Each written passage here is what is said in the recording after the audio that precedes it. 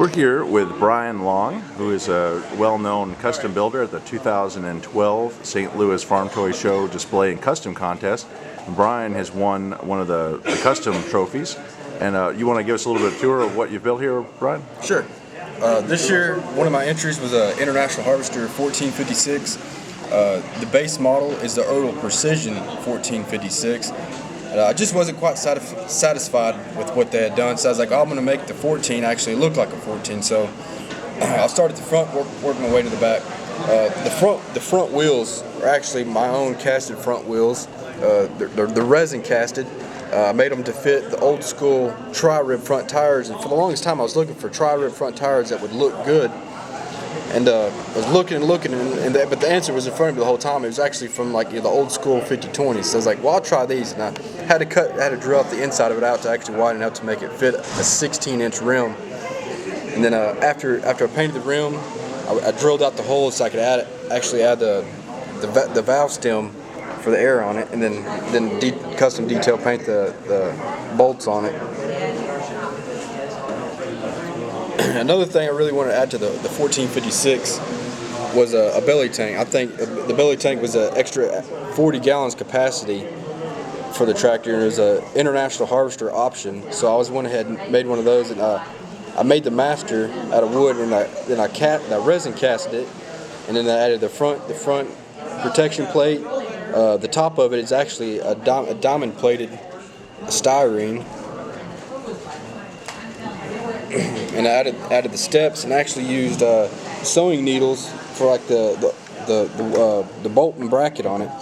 Now, is there a difference on the other side of the tank? Or? Yes, on the other side of the tank, it's actually where the fuel sending unit and the cover housing is at. Okay. And it's actually got the inlet and the return line that goes to that. Very nice. And then what does it look like underneath? How does that change the? I actually have it bolted on underneath, so I can actually take this off and mount it on another 56 series. Each one, the mounting hole is actually different from a 56 to a 66 series. Okay.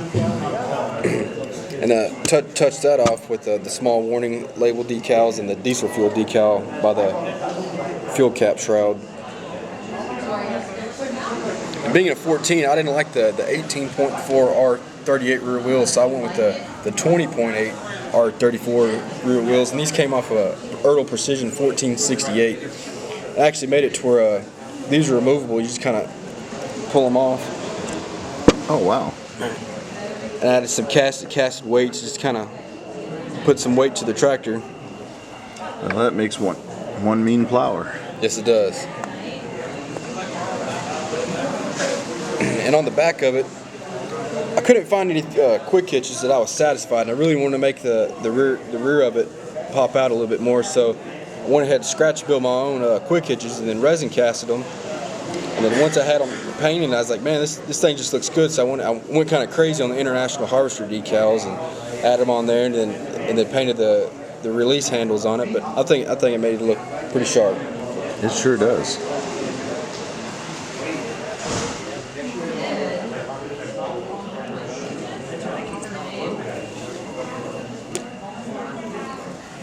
And a little history about the International 1456. It was only made from 1969 and 1971, I believe. So it was only made for relatively 2 years production time. But in that 2 years, it actually became the main powerhouse for International Harvester, and became one of the legendary powerhouses built by International. Well, thank you for showing this. I think it's really neat that you're customizing the precisions, because Erdl does put a lot of detail on those, and then it allows people like you to take it even one step farther. And you don't really see a lot of people, even though precisions have been around since the early 1990s, really decking them out like this. So thank you for adding this little bit of new dimension to our hobby.